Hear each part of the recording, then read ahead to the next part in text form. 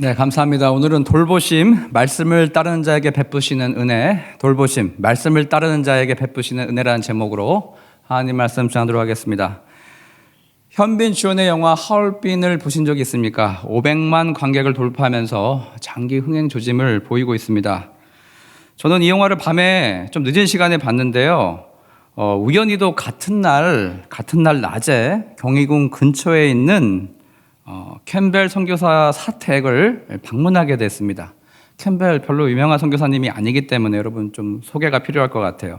캠벨은 여자분입니다. 여자 선교사님이시고 북감리교가 세운 정동에 있는 이화여고가 아니라 남감리교가 인왕산 자락 아래 세운 종로구 누화동에 세운 배화여고, 이화랑 틀려요. 배화여고를 창립한 분이세요.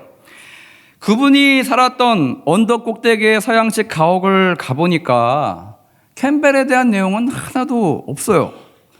오히려 독립운동가 이회영이라는 분의 전시실로 활용되고 있는 것을 발견하게 되었습니다. 이회영이 누구냐? 사실 저 잘 몰랐어요. 이회영이 누구냐? 가서 보니까요, 일제강점기 때 나라의 국군이 다 하자 명동의 금싸라기 땅을 다 팔고 지금으로 치면 논산훈련소와 같은 군사시설을요, 저 만주에다가 세우신 분이에요. 신흥 강습소를 설립한 그런 분입니다. 뿐만 아니라 신민회 등을 조직해서 항일투쟁운동을 그 누구보다 적극적으로 전개한 아주 훌륭하신 독립운동가예요. 거기에 가보니까요, 안중근 의사가 하얼빈 역에서 이토 히로부미를 저격할 때 사용했던가 똑같은 모델이 전시되어 있었습니다. 실제 눈으로 보니까요, 여러분 굉장히 작은 사이즈의 소형 권총이었어요. 굉장히 숨기기 좋았겠더라고요. 군대를 다녀오신 분은 아시겠지만 여러분, 권총은 생각보다 이렇게 잘 맞질 않습니다. 장교들에게 지급되는 권총도 사실은 공격용 무기라고 보기에는 무리가 있어요. 그것보단 포로로 잡혀가지고 적에게 고급 정보를 털리느니 내가 스스로 생을 마감하겠다라는 자결용으로 그렇게 주어진다고 하지 않습니까? 그런데 여러분, 안중근 의사는 청년 시절부터요, 권총 명사수로 유명했다고 합니다. 올림픽 나갔으면 백발백중 금메달 땄을 것 같아요. 그렇게 권총이 잘 맞았대요. 그렇게 젊은 날 그는 그의 은사대로 잘 쓰임받았고 나라를 위해서 그의 생을 마감하게 되었습니다. 영화에서 전반부는요, 한 2시간 가까운 긴 영화인데요, 전반부는 안중근 의사와 독립군 내부 세력 간의 갈등과 다툼이 주로 나오고 있더라고요.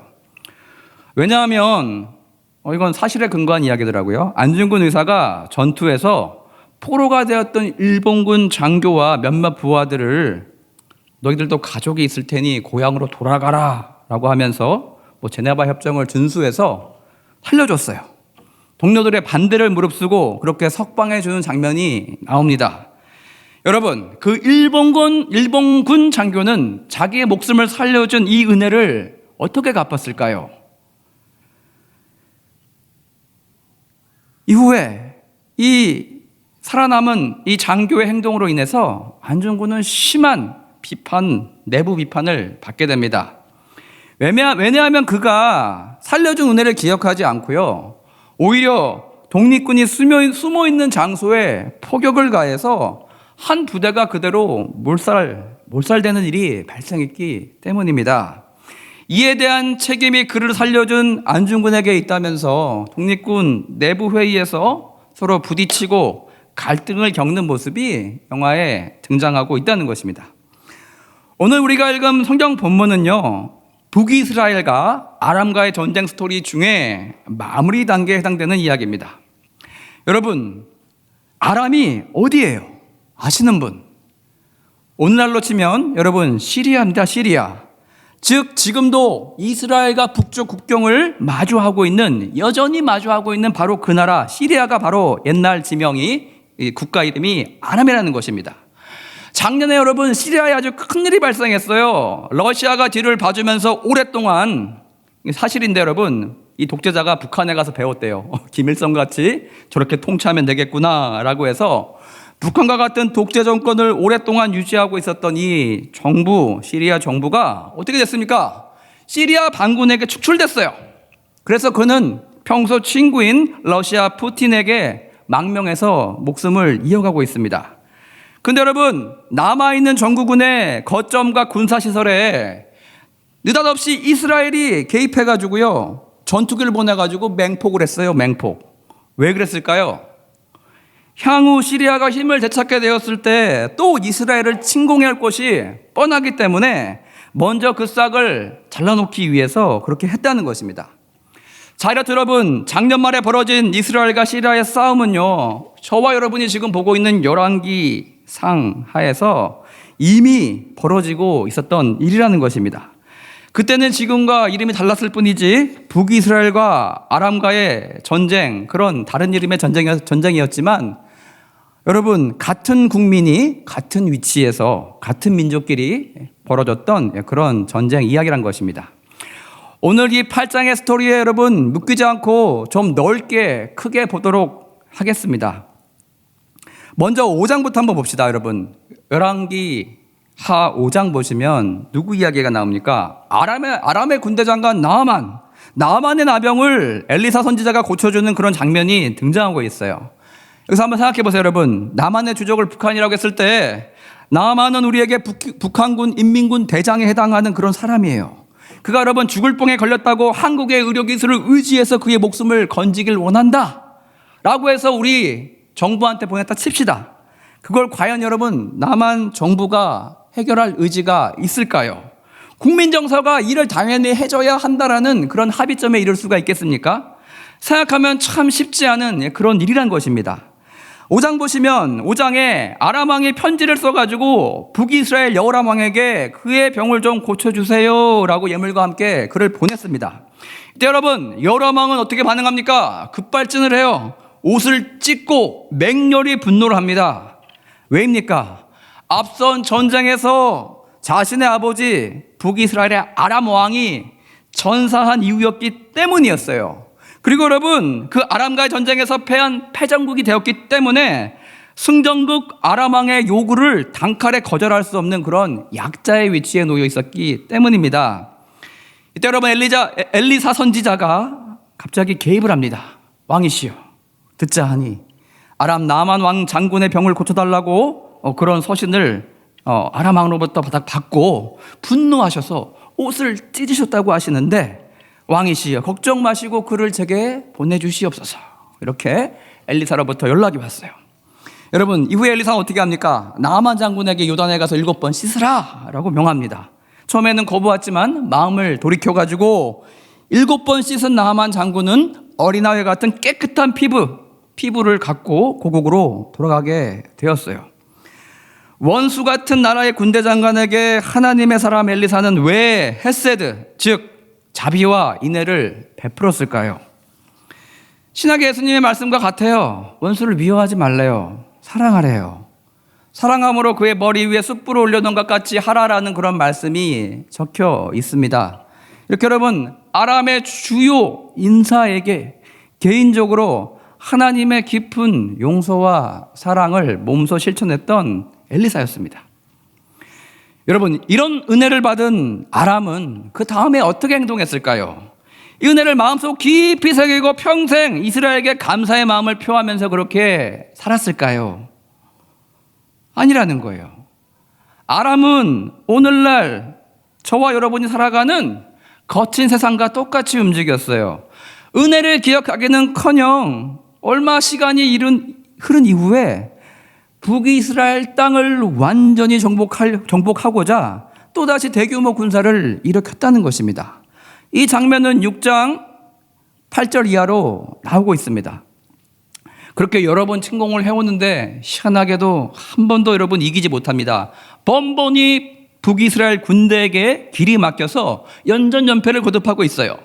이 이유를 파악해 보니까 엘리사에게 천리안과 같은 눈이 있대요. 엘리사가 소보주와 같은 귀가 있대요. 왕이 침실에서 나누는 모든 대화를 엘리사는 다 들을 수 있는 능력이 있대요.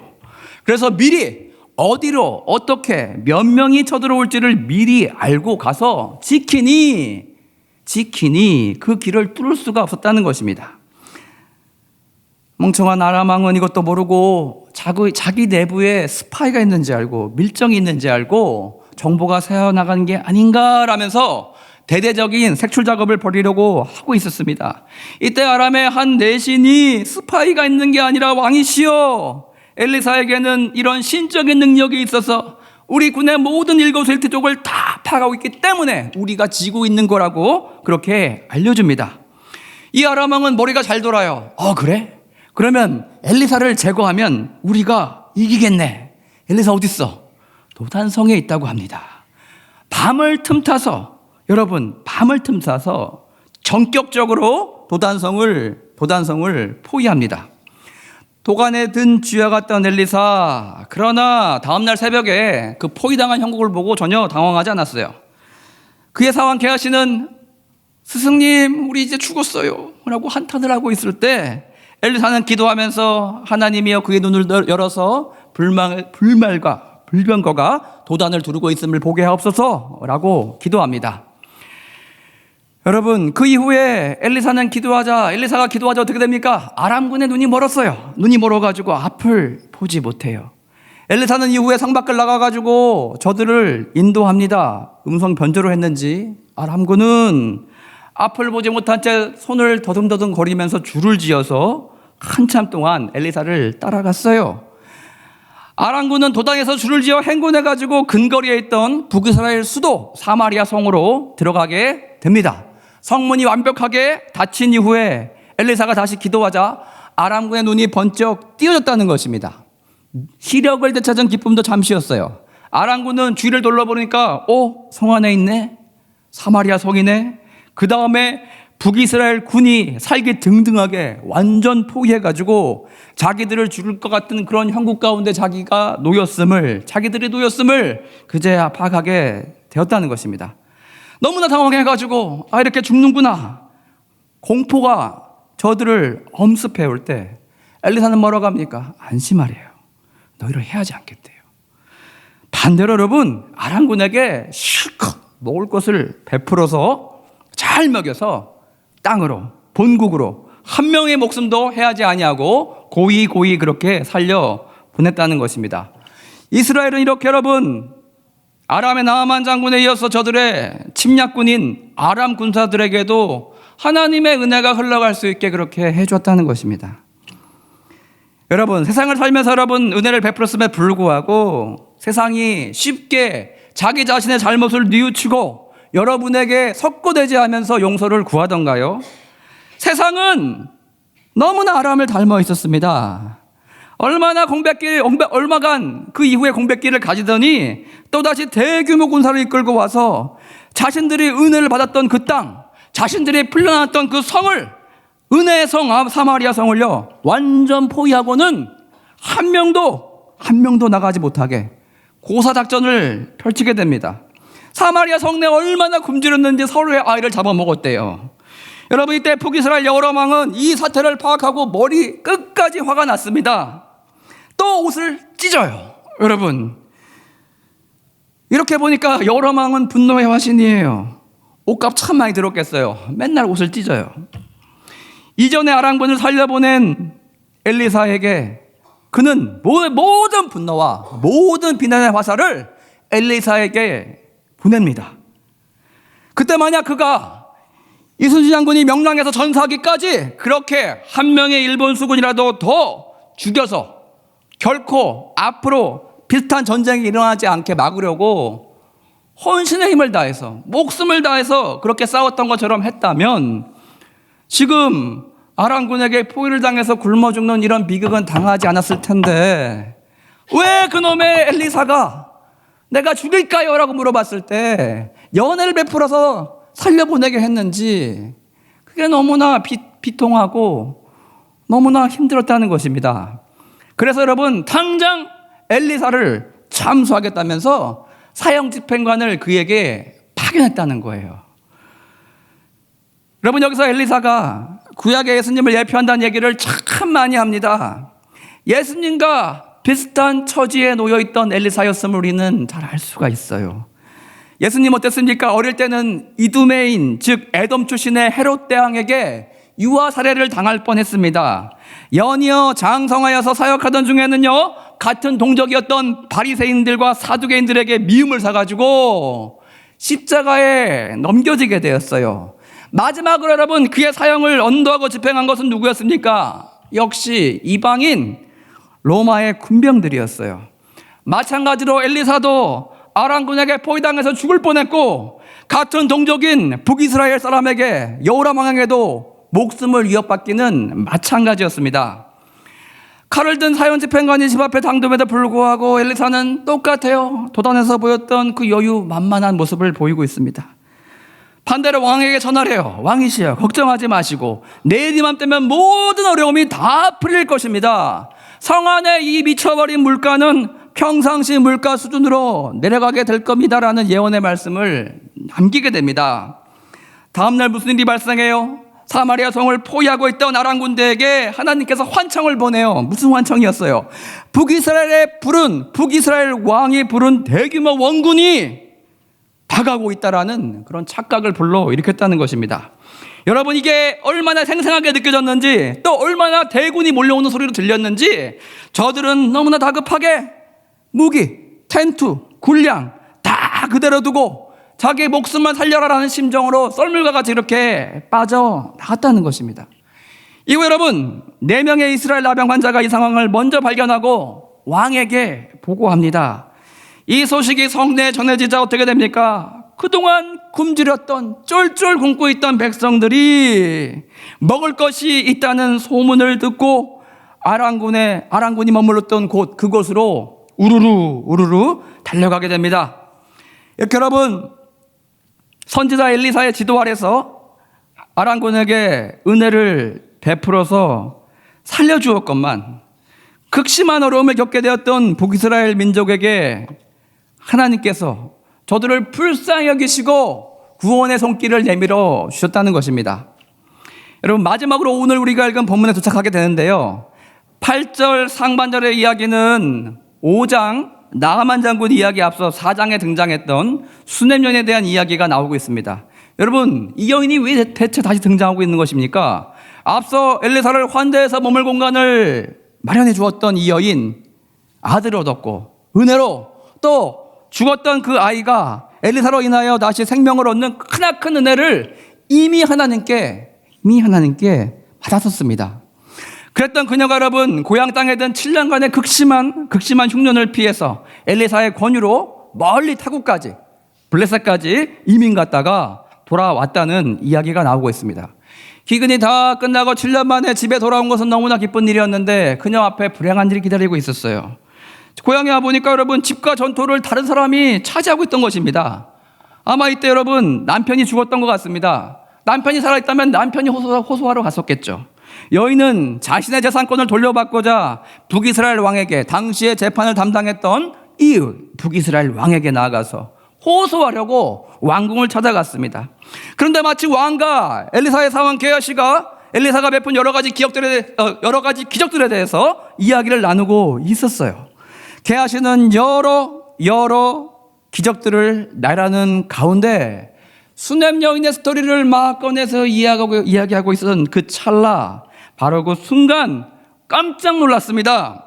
왜냐하면 여러분, 실제 주인공 그 여인이 7년 만에 왕궁에 나타나서 자기 앞에 서 있던 걸 발견했기 때문이에요.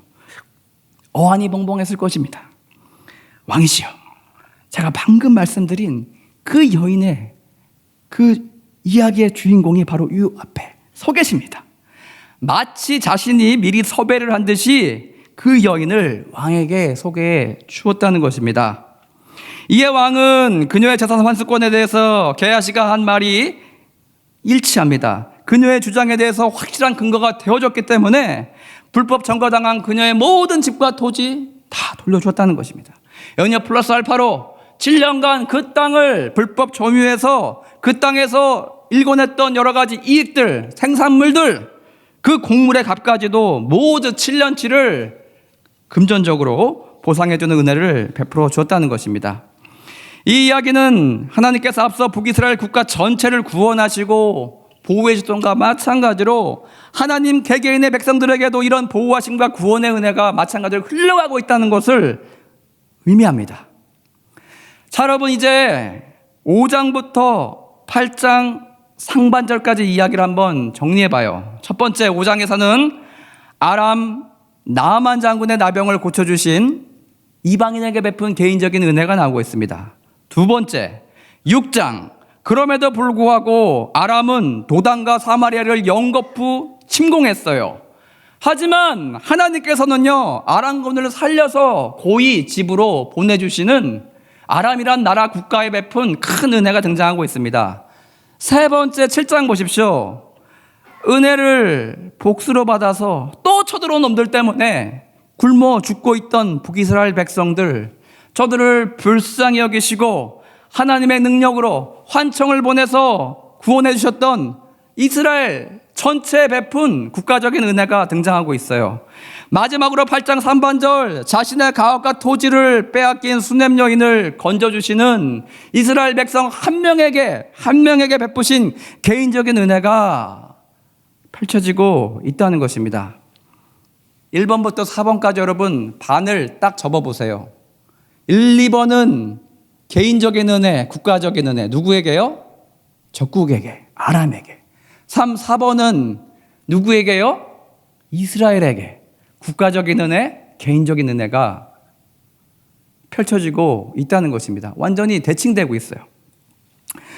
오늘의 키워드는요, 세상 은혜를 모르고 우리를 계속 공격하는 대적들 어떻게 할 것인가, 거기에 대한 이야기라고 할 수 있겠습니다. 신약 팔복에 보면 온유한 자가 땅을 차지한다고 하는데, 원수가 줄이면 잘해주고 잘 먹이고 그렇게 잘해주라는데, 여러분, 우리 그거 하다 망하는 거 아닙니까? 세상 정글과 같이 돌아가는데 한 명의 적이라도 미리 제껴놓아야 내가 미래가 편하지, 죽을 기회를 잡았는데 그냥 고이 살려 보내라니요. 이게 말이 안 되는 소리입니까? 오늘 열왕기하 5장에서 7장에 걸쳐 있는 이야기는요, 이에 대한 성경의 답을 보여주고 있습니다. 엘리사가 행했던 사역들은요, 예수님의 사역과 같은 성격의 그런 사역이었습니다. 원수를 미워하지 말래요. 원수를 사랑하래요.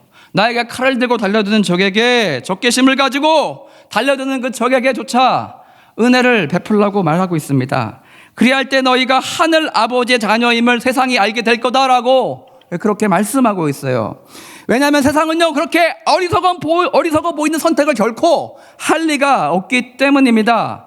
어떻게든 세상은요, 뒤에서 함정을 파고 가짜 소문을 만들고 당을 지어서라도 우리를 제거하려고, 우리의 명예를 땅에 떨어뜨리려고 힘쓰고 애쓰고 있기 때문입니다. 아니, 적스럽게 총을 가지고 칼을 가지고 나오는데 어떻게 사랑을 가지고 살아가라고 우리에게 요구하십니까? 안중근 의사가 했던 것 같이 우리를 죽이려고 했던 적의 목숨을 살려주라니요. 엘리사가 했던 것 같이 원수가 아픈데 고쳐주고, 원수가 나를 죽이려고 쳐들어왔는데 잘 고이 먹여서 돌려보내라고요? 그러다가 여러분, 포로에서 풀려난 일본군 장교가 같이, 환대에서 고국으로 돌려보낸 아람군과 같이 다시 살기를 띠고 우리를 공격해오면 우리는 도대체 어떻게 살란 말입니까? 여러분, 이런 생각이 들지 않습니까? 하나님께서는 왜 이리도 어려운 숙제를 저와 여러분에게 내주시고 따르라고, 그렇게 살라고 강요하고 계신지 모르십니다. 예수님은 육신을 입고 이 땅 살아보셔서 우리의 고통을 잘 아실 것 같은데, 세상이 얼마나 비열하고 거칠고 힘든 곳인지 잘 아실 터인데, 저리도 물러 터지게 바보같이 살라고 우리에게 자꾸 종용하시고 명하시는지 참 답답한 노릇이지 않습니까?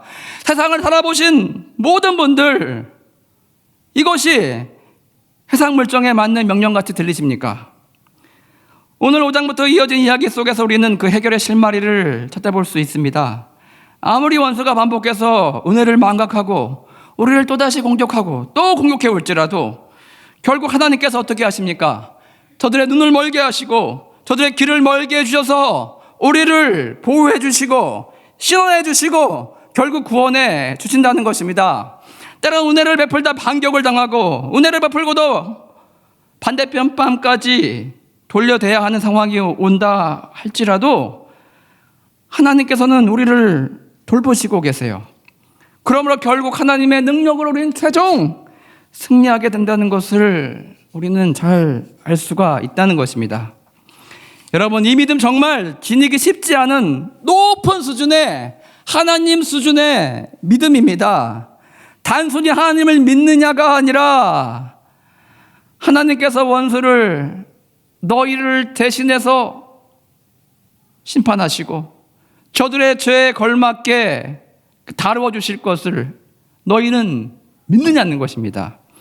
연여 우리는 심판주가 아니라 하나님께서 우리의 억울함과 아픔을 다 아시기에 그 누구보다 공정한 판관이 되어 주셔서 의로운 최종 판결을 내려주심으로 우리를 도와주시고 구원해 주심으로 우리는 승리한 인생을 살게 될 거라는 그런 메시지입니다. 여러분, 이런 깊은 믿음을 지니시고 친히 원수를 갚으려 하지 마십시오. 복수하려 칼을 들지도 마십시오. 원수를 마음에서 풀어주고 미워하지 말라며 살라는 것입니다. 여러분, 우리가 이렇게 생각하는 것이 내가 아니라 내가 살아낸 것이, 내가 하나님의 말씀대로 행동한 것이 바로 저와 여러분임을 기억하시길 바랍니다. 귀로 듣고 누군가에게 말로 전하기 너무나 쉽지만 여러분, 살아내기 너무나 어려운 하나님께서 요구하시는 이 높은 수준의 말씀까지 순종하며 나아가는 저와 여러분 되시길 바랍니다. 그런 순종의 발걸음으로 인하여서 우리를 끝까지 지켜주시고 보호해 주시고 구원해 주시는 하나님의 풍성한 은혜가 저와 여러분의 삶 가운데 동일하게 부어지고 흘러가게 될 것입니다. 이런 높은 수준의 믿음을 붙들고 행함으로 최종 승리하시는 여러분 다 되시길 주님의 이름으로 축원드립니다. 우리 다 같이 주님 말씀하시면 찬양하며 나가겠습니다.